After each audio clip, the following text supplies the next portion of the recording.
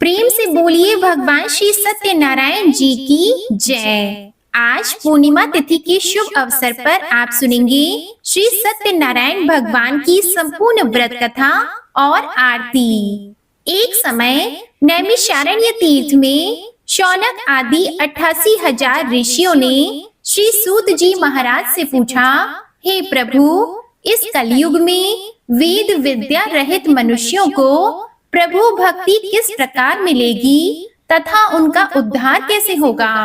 इसलिए हे मुनि श्रेष्ठ, कोई ऐसा तप कहिए जिससे थोड़े समय में पुण्य प्राप्त हो जाए तथा मनोवांछित फल मिले। वह कथा सुनने की हमारी इच्छा है। सर्वशास्त्र ज्ञाता श्री सूत जी बोले, हे वैष्णवों में पूज्य, आप सबने प्राणियों के हित की बात पूछी है। अब मैं उस श्रेष्ठ व्रत को आप लोगों से कहूँगा जिस व्रत को नारद जी ने श्री लक्ष्मी नारायण जी से पूछा था और लक्ष्मीपति ने मुनि श्रेष्ठ नारद से कहा था, सो ध्यान से सुनो। एक समय योगीराज नारद जी दूसरों के हित की इच्छा से अनेक लोकों में घूमते हुए मृत्यु लोक में आ पहुँचे।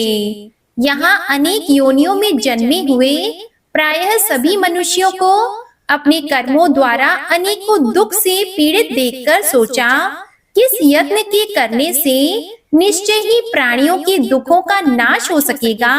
ऐसा मन में सोचकर विष्णु लोक को गए। वहां श्वेत वर्ण और 4 भुजाओं वाले देवों के ईश नारायण को देखकर, जिनके हाथों में शंख, चक्र, गदा और पद्मा थे तथा वरमाला पहने हुए थे, स्तुति करने लगे, हे भगवान, आप अत्यंत शक्ति से संपन्न हैं। मन तथा वाणी भी आपको नहीं पा सकती। आपका आदि मध्य अंत नहीं है। निर्गुण स्वरूप सृष्टि के आदि भूति व भक्तों के दुखों को नष्ट करने वाले हो।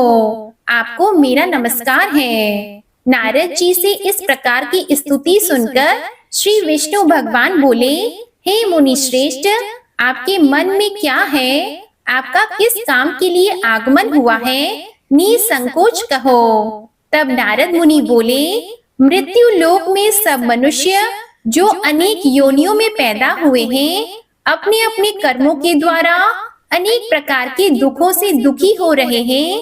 हे नाथ, मुझ पर दया रखते हो तो बताइए कि उन मनुष्यों के सब दुख थोड़े से ही प्रयत्न से कैसे दूर हो सकते हैं। हे नारद, मनुष्यों की भलाई के लिए तुमने बहुत अच्छी बात पूछी है। जिस काम के करने से मनुष्य मोह से छूट जाता है, वह मैं कहता हूँ, सुनो। बहुत पुण्य देने वाला स्वर्ग तथा मृत्यु लोक दोनों में दुर्लभ एक उत्तम व्रत है। आज मैं प्रेम वश होकर तुमसे कहता हूँ, श्री सत्यनारायण का यह व्रत अच्छी तरह विधि पूर्वक करके मनुष्य आयु पर्यंत यहाँ सुख भोग कर मरने पर मोक्ष को प्राप्त होता है। श्री भगवान के वचन सुनकर नारद मुनि बोले कि उस व्रत का फल क्या है, क्या विधान है और किसने यह व्रत किया है और किस दिन यह व्रत करना चाहिए, विस्तार से कहिए।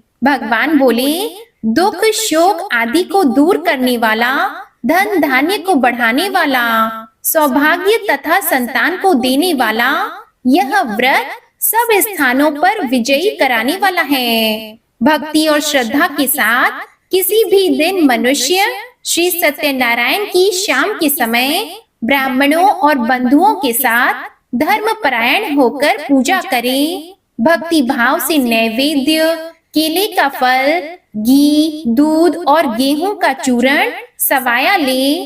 गेहूं के अभाव में साठी का चूरण, शक्कर तथा गुड़ ले और सब भक्षण योग्य पदार्थ जमा करा के भगवान के अर्पण कर दे तथा बंधुओं सहित ब्राह्मणों को भोजन कराएं।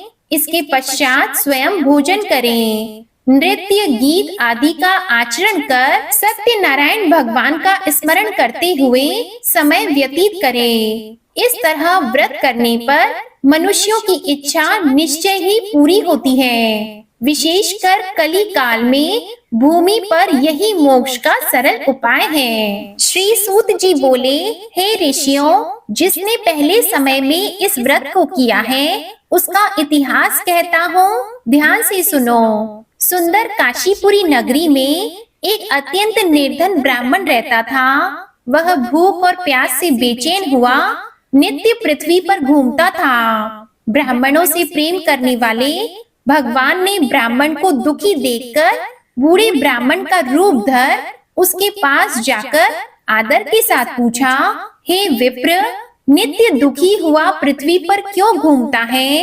हे श्रेष्ठ ब्राह्मण, यह सब मुझसे कहो, मैं सुनना चाहता हूँ। तब ब्राह्मण बोला, मैं निर्धन ब्राह्मण हूँ, भिक्षा के लिए पृथ्वी पर फिरता हूँ। हे भगवान, यदि आप इसका उपाय जानते हो तो कृपा करके कहो। वृद्ध ब्राह्मण बोला कि सत्यनारायण भगवान मनोवांछित फल देने वाले हैं, इसलिए हे ब्राह्मण, तू उनका पूजन कर, जिसके करने से मनुष्य सब दुखों से मुक्त होता है। ब्राह्मण को व्रत का सारा विधान बताकर बूढ़े ब्राह्मण का रूप धारण करने वाले श्री सत्यनारायण भगवान अंतर ध्यान हो गए। जिस व्रत को वृद्ध ब्राह्मण ने बताया है मैं उसको करूँगा, यह निश्चय करने पर उसे रात में नींद भी नहीं आई। वह सवेरे उठकर श्री सत्यनारायण के व्रत का निश्चय करके भिक्षा के लिए चला। उस दिन उसको भिक्षा में बहुत धन मिला, जिससे बंधु बांधवों के साथ उसने सत्यनारायण का व्रत किया। इसके करने से वह ब्राह्मण सब दुखों से छूटकर अनेक प्रकार की संपत्तियों से युक्त हुआ। उस समय से वह ब्राह्मण हर मास व्रत करने लगा। इस तरह श्री सत्यनारायण भगवान के व्रत को जो भी करेगा वह सब पापों से छूटकर मोक्ष को प्राप्त होगा। आगे जो पृथ्वी पर सत्यनारायण का व्रत करेगा वह मनुष्य सब दुखों से छूट जाएगा। इस तरह नारद जी ने नारायण का कहा हुआ यह व्रत मैंने तुमसे कहा। हे विप्रो, मैं अब और क्या कहूँ? ऋषि बोले, हे मुनीश्वर, संसार में इस ब्राह्मण से सुनकर किस किस ने इस व्रत को किया, हम सब वह सुनना चाहते हैं। इसके लिए हमारे मन में श्रद्धा है। श्री सूत जी बोले, हे मुनियों, जिस जिसने इस व्रत को किया है वह सब सुनो। एक समय एक ब्राह्मण धन और ऐश्वर्य के अनुसार बंधु बांधवों के साथ व्रत करने को तैयार हुआ। उसी समय एक लकड़ी बेचने वाला बूढ़ा आदमी आया और बाहर लकड़ियों को रखकर ब्राह्मण के मकान में गया। प्यास से दुखी लकड़हारा उनको व्रत करते देखकर ब्राह्मण को नमस्कार कर कहने लगा कि आप यह क्या कर रहे हैं और इसके करने से क्या फल मिलता है, कृपया करके मुझसे कहो। तब ब्राह्मण ने कहा, सब मनोकामनाओं को पूरा करने वाला यह श्री सत्यनारायण भगवान का व्रत है। इसकी ही कृपा से मेरे यहाँ धन धान्य आदि की वृद्धि हुई है। ब्राह्मण से इस व्रत के बारे में जानकर लकड़हारा बहुत प्रसन्न हुआ। चरणामृत लेकर और प्रसाद खाने के बाद वह अपने घर को गया। लकड़हारे ने अपने मन में इस प्रकार का संकल्प किया कि आज गांव में लकड़ी बेचने से जो धन मिलेगा उसी से श्री सत्यनारायण देव का उत्तम व्रत करूंगा। यह मन में विचार कर वह बूढ़ा आदमी लकड़ियां अपने सिर पर रखकर जिस नगर में धनवान लोग रहते थे वह ऐसे सुंदर नगर में गया। उस रोज वहां पर उसे उन लकड़ियों का दाम पहले दिनों से चौगुना मिला। तब वह बूढ़ा लकड़हारा दाम लेकर और अति प्रसन्न होकर पक्के केले की फली, शक्कर, घी, दूध, दही और गेहूं का चूर्ण इत्यादि श्री सत्यनारायण भगवान के व्रत की कुल सामग्रियों को लेकर अपने घर को गया। फिर उसने अपने भाइयों को बुलाकर विधि के साथ भगवान जी का पूजन और व्रत किया। उस व्रत के प्रभाव से वह बूढ़ा लकड़हारा धन, पुत्र आदि से युक्त हुआ और संसार के समस्त सुख भोग कर बैकुंठ लोक को चला गया। श्री सूत जी बोले, हे श्रेष्ठ मुनियों, अब आगे की कथा कहता हूँ, सुनो। पहले समय में उल्कामुख नाम का एक बुद्धिमान राजा था। वह सत्य वक्ता और जितेंद्रिय था। प्रतिदिन देव स्थानों पर जाता तथा गरीबों को धन देकर उनके कष्ट दूर करता था। उसकी पत्नी कमल के समान मुख वाली और सती साध्वी थी। भद्रशीला नदी के तट पर उन दोनों ने श्री सत्यनारायण भगवान का व्रत किया। उस समय में वहाँ एक साधु वैश्य आया। उसके पास व्यापार के लिए बहुत सा धन था। वह नाव को किनारे पर ठहराकर राजा के पास आ गया और राजा को व्रत करते हुए देखकर विनय के साथ पूछने लगा, हे राजन, भक्ति युक्त चित्त से यह आप क्या कर रहे हैं? मेरी सुनने की इच्छा है, सो आप यह मुझे बताइए। तब राजा बोला, हे साधु, अपने बांधवों के साथ पुत्र आदि की प्राप्ति के लिए महाशक्तिवान श्री सत्यनारायण भगवान का व्रत और पूजन किया जा रहा है। राजा के वचन सुनकर साधु आदर से बोला, हे राजन, मुझसे इसका सब विधान कहो। मैं भी आपके कथन अनुसार इस व्रत को करूंगा। मेरे भी कोई संतान नहीं है और इससे निश्चय ही होगी। राजा से सब विधान सुनकर व्यापार से निवृत्त होकर वह आनंद के साथ घर गया। साधु ने अपनी स्त्री से संतान देने वाले उस व्रत का समाचार सुनाया और कहा कि जब मेरे संतान होगी तब मैं इस व्रत को करूंगा। साधु ने ऐसे वचन अपनी स्त्री लीलावती से कहे। एक दिन उसकी स्त्री लीलावती पति के साथ आनंदित होकर सांसारिक धर्म में प्रवृत्त होकर श्री सत्यनारायण भगवान की कृपा से गर्भवती हो गई तथा 10वें महीने में उसके एक सुंदर कन्या का जन्म हुआ। दिनों दिन वह इस तरह बढ़ने लगी जैसे शुक्ल पक्ष का चंद्रमा बढ़ता है। कन्या का नाम कलावती रखा गया। तब लीलावती ने मीठे शब्दों में अपने पति से कहा कि जो आपने संकल्प किया था कि भगवान का व्रत करूंगा, अब आप उसे करिए। साधु बोला, हे प्रिय, इसके विवाह पर करूंगा। इस प्रकार अपनी पत्नी को आश्वासन देकर वह नगर को गया। कलावती पितृगृह में वृद्धि को प्राप्त हो गई। साधु ने जब नगर में सखियों के साथ अपनी पुत्री को देखा तो तुरंत दूत बुलाकर कहा कि पुत्री के लिए कोई सुयोग्य वर देखकर लाओ। साधु की आज्ञा पाकर दूत कंचन नगर पहुंचा और वहां पर बड़ी खोज और देखभाल कर लड़की के लिए सुयोग्य वाणिक पुत्र को ले आया। उस सुयोग्य लड़के को देखकर साधु ने अपने बंधु बांधवों सहित प्रसन्न चित्त अपनी पुत्री का विवाह उसके साथ कर दिया। किंतु दुर्भाग्य से विवाह के समय भी उस व्रत को करना भूल गया। तब श्री भगवान क्रोधित हो गए और श्राप दिया कि तुम्हें दारुण दुख प्राप्त होगा। अपने कार्य में कुशल साधु बनिया जमाता सहित समुद्र स्थित रत्नपुर नगर में गया और वहां दोनों ससुर जमाई चंद्रकेतु राजा के उस नगर में व्यापार करने लगे।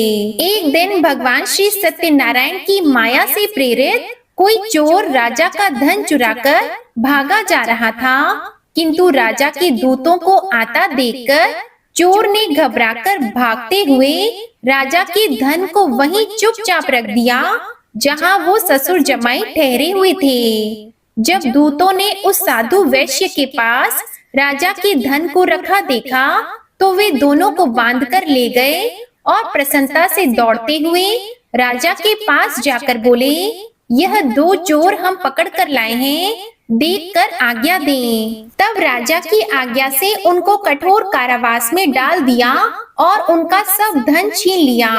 श्री सत्यनारायण भगवान के श्राप द्वारा उनकी पत्नी भी घर पर बहुत दुखी हुई और घर पर जो धन रखा था चोर चुरा कर ले गए। शारीरिक और मानसिक पीड़ा तथा भूख प्यास से अति दुखित होकर अन्न की चिंता में कलावती एक ब्राह्मण के घर गई। वहां उसने श्री सत्यनारायण भगवान का व्रत होते देखा।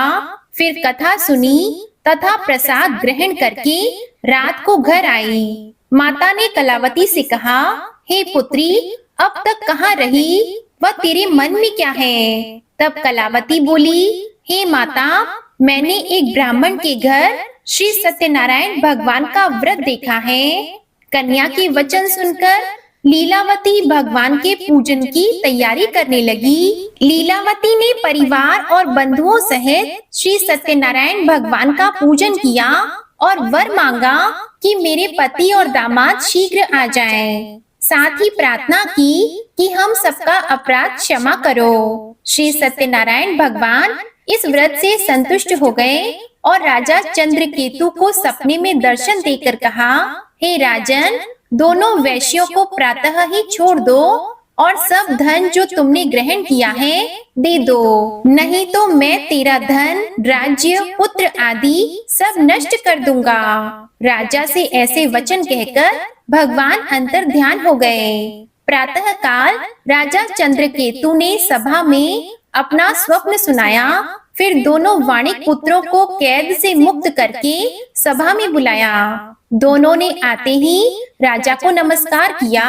राजा मीठे वचनों से बोला, हे महानुभावों, भावी वर्ष ऐसा कठिन दुख प्राप्त हुआ है, अब तुम्हें कोई भय नहीं। ऐसा कहकर राजा ने उनको नए नए वस्त्र आभूषण पहनाए तथा उनका जितना धन लिया था उससे दूना धन देकर आदर सहित विदा किया। दोनों वैश्य अपने घर को चल दिए। सूत जी बोले, वैश्य ने मंगलाचार करके यात्रा आरंभ की और अपने नगर को चला। उनके थोड़ी दूर निकलने पर दंडी वेशधारी श्री सत्यनारायण भगवान ने उनसे पूछा, हे साधु, तेरी नाव में क्या है? अभिमानी वाणिक हंसता हुआ बोला, हे दंडी, आप क्यों पूछते हो? क्या धन लेने की इच्छा है? मेरी नाव में तो बेल और पत्ते भरे हैं। वैश्य का कठोर वचन सुनकर भगवान ने कहा, तुम्हारा वचन सत्य हो। दंडी ऐसा कहकर वहां से दूर चले गए और कुछ दूर जाकर समुद्र के किनारे बैठ गए। दंडी के जाने पर वैश्य ने नित्य क्रिया करने के बाद नाव को ऊंची उठी देखकर अचंभा किया और नाव में बेल पत्ते आदि देखकर मूर्छित होकर जमीन पर गिर पड़ा। फिर मूर्छा खुलने पर अत्यंत शोक प्रकट करने लगा। तब उसका दामाद बोला कि आप शोक न करें, यह दंडी का श्राप है, अतः उनकी शरण में चलना चाहिए, तभी हमारी मनोकामना पूरी होगी। दामाद के वचन सुनकर वह दंडी के पास पहुंचा और अत्यंत भक्ति भाव से नमस्कार करके बोला, मैंने जो आपसे असत्य वचन कहे थे उनको क्षमा करो। ऐसा कहकर महान शोकातुर होकर वह रोने लगा। तब दंडी भगवान बोले, हे वाणिक पुत्र, मेरी आज्ञा से बार बार तुम्हें दुख प्राप्त हुआ है, तो मेरी पूजा से विमुख हुआ। साधु बोला, हे भगवान, आपकी माया से मोहित ब्रह्मा आदि भी आपके रूप को नहीं जानते, तब मैं अज्ञानी कैसे जान सकता हूँ? आप प्रसन्न होइए, मैं सामर्थ्य के अनुसार आपकी पूजा करूँगा। मेरी रक्षा करो और पहले के समान नौका में धन भर दो। उसके भक्ति युक्त वचन सुनकर भगवान प्रसन्न होकर उसकी इच्छा अनुसार वर देकर अंतर ध्यान हो गए। तब उन्होंने नाव पर आकर देखा कि नाव धन से परिपूर्ण है। फिर वह भगवान श्री सत्यनारायण का पूजन कर साथियों सहित अपने नगर को चला। अब अपने नगर के पास पहुंचा, तब दूत को घर भेजा। दूत ने साधु के घर जाकर उसकी स्त्री को नमस्कार कर कहा कि साधु अपने दामाद सहित इस नगर के पास आ गए हैं। ऐसा वचन सुनकर साधु की स्त्री ने बड़े हर्ष के साथ सत्य देव का पूजन कर पुत्री से कहा, मैं अपने पति के दर्शन को जाती हूँ, तो कार्य पूर्ण कर शीघ्र आ। माता के ऐसे वचन सुनकर कलावती प्रसाद छोड़कर पति के पास गई। प्रसाद की अवज्ञा के कारण सत्य देव ने रुष्ट होकर उसके पति को नाव सहित पानी में डुबो दिया। कलावती अपने पति को न देखकर रोती हुई जमीन पर गिर गई। इस तरह नौका को डूबा हुआ तथा कन्या को रोता देख साधु दुखी होकर बोला, हे प्रभु, मुझसे या मेरे परिवार से जो भूल हुई है उसे क्षमा करो। उसके दीन वचन सुनकर सत्यदेव प्रसन्न हो गए और आकाशवाणी हुई, हे साधु, तेरी कन्या मेरे प्रसाद को छोड़कर आई है, इसलिए इसका पति अदृश्य हुआ है। यदि वह घर जाकर प्रसाद खाकर लौटे तो इसे पति अवश्य मिलेगा। ऐसी आकाशवाणी सुनकर कलावती ने घर पहुंचकर प्रसाद खाया, फिर आकर पति के दर्शन किए। इसके बाद साधु ने बंधु बांधवों सहित सत्यदेव का विधि पूर्वक पूजन किया। उस दिन से वह पूर्णिमा को श्री सत्यनारायण का पूजन करने लगा। फिर इस लोक का सुख भोगकर अंत में स्वर्ग लोक को गया। सूत जी बोले, हे ऋषियों, मैं और भी कथा कहता हूँ, सुनो। प्रजा पालन में लीन तुंगध्वज नाम का एक राजा था। उसने भी भगवान का प्रसाद त्याग कर बहुत दुख पाया। एक समय वन में जाकर वन्य पशुओं को मारकर बड़ के पेड़ के नीचे आया।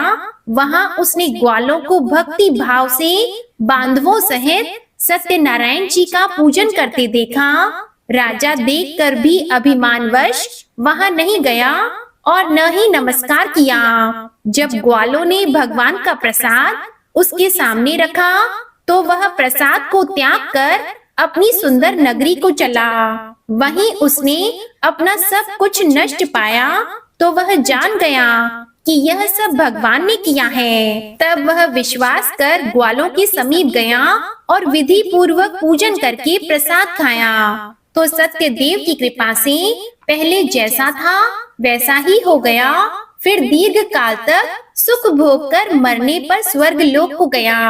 जो मनुष्य इस परम दुर्लभ व्रत को करेगा, भगवान की कृपा से उसे धन धान्य की प्राप्ति होगी। निर्धन धनी और बंदी बंधन से मुक्त होकर निर्भय हो जाता है। संतानहीनों को संतान प्राप्ति होती है तथा सब मनोरथ पूर्ण होकर अंत में बैकुंठ धाम को जाता है। यह सत्य है। श्री सूत जी कहते हैं, ब्राह्मणों, आपको मैंने श्री सत्यनारायण व्रत की यह पावन कथा सुनाई है। इस व्रत का पालन करके मनुष्य सभी दुखों से मुक्त हो जाता है। विशेषतः कलयुग में श्री सत्यनारायण की पूजा महान फल देने वाली है। इन देवता को कोई सत्यनारायण कहते हैं और कोई सत्यदेव कहते हैं। अनेक रूपों में श्री सत्यनारायण भगवान सभी के मनोरथ को पूर्ण करते हैं। यह सनातन सत्यदेव कलयुग में सत्य व्रत के रूप में अवतरित होंगे। हे श्रेष्ठ मुनियों, जो मनुष्य नित्य इसका पठन व श्रवण करता है, श्री सत्यनारायण भगवान की कृपा से उसके सभी पाप नष्ट हो जाते हैं। प्रेम से बोलिए, श्री सत्यनारायण भगवान की जय। श्री सत्यनारायण संपूर्ण व्रत कथा समाप्त। अब आप सुनिए श्री सत्यनारायण भगवान की आरती। जय लक्ष्मी रमणा स्वामी, जय लक्ष्मी रमणा। सत्यनारायण स्वामी, सत्यनारायण स्वामी, जनपातक हरणा। ओम जय लक्ष्मी रमणा। रत्न जड़ित सिंहासन अद्भुत छवि राजी, स्वामी अद्भुत छवि राजी। नारद करत निरंजन, नारद करत निरंजन, घंटा ध्वनि बाजे। ओम जय लक्ष्मी रमणा। प्रकट भय कलि कारण, द्विज को दर्श दियो, स्वामी द्विज को दर्श दियो। बूढ़ा ब्राह्मण बनकर, बूढ़ा ब्राह्मण बनकर, कंचन महल कियो। ओम जय लक्ष्मी रमणा। दुर्बल भील कठारो, जिन पर कृपा करी, स्वामी जिन पर कृपा करी। चंद्रचूड़ एक राजा, चंद्रचूड़ एक राजा, तिनकी विपत्ति हरी। ओम जय लक्ष्मी रमणा। वैश्य मनोरथ पायो, श्रद्धा तज दीन्ही। स्वामी श्रद्धा तज दीन्ही। सो फल भोग्यो प्रभु जी, सो फल भोग्यो प्रभु जी, फिर स्तुति कीन्ही। ओम जय लक्ष्मी रमणा। भाव भक्ति के कारण छिन छिन रूप धरियो, स्वामी छिन छिन रूप धरियो। श्रद्धा धारण कीन्ही, श्रद्धा धारण कीन्ही, तिनको काज सरियो। ओम जय लक्ष्मी रमणा। ग्वाल बाल संग राजा, वन में भक्ति करी। स्वामी वन में भक्ति करी। मन वांछित फल दीन हो, मन वांछित फल दीन हो, दीन दयाल हरि। ओम जय लक्ष्मी रमणा। चढ़त प्रसाद सवायो, कदली फल मेवा। स्वामी कदली फल मेवा। धूप दीप तुलसी से, धूप दीप तुलसी से, राजी सत्य देवा। ओम जय लक्ष्मी रमणा। श्री सत्यनारायण जी की आरती जो कोई नर गावे, स्वामी जो कोई नर गावे, रिद्धि सिद्ध सुख संपत्ति, रिद्धि सिद्ध सुख संपत्ति, सहज रूप पावे। ओम जय लक्ष्मी रमणा। जय लक्ष्मी रमणा। स्वामी जय लक्ष्मी रमणा। सत्यनारायण स्वामी, सत्यनारायण स्वामी, जनपातक हरणा। ओम जय लक्ष्मी रमणा। ओम जय लक्ष्मी रमणा। प्रेम से बोलिए श्री सत्यनारायण भगवान की जय। आज की कथा और आरती पसंद आए तो इस वीडियो को लाइक करके चैनल जरूर सब्सक्राइब कीजिएगा और कमेंट में श्री सत्यनारायण भगवान की जय भी जरूर लिखिएगा। इसी के साथ आप हमारे चैनल पर वैशाख पूर्णिमा की व्रत कथा भी जरूर सुनिएगा। प्रेम से बोलिए श्री सत्यनारायण भगवान की जय।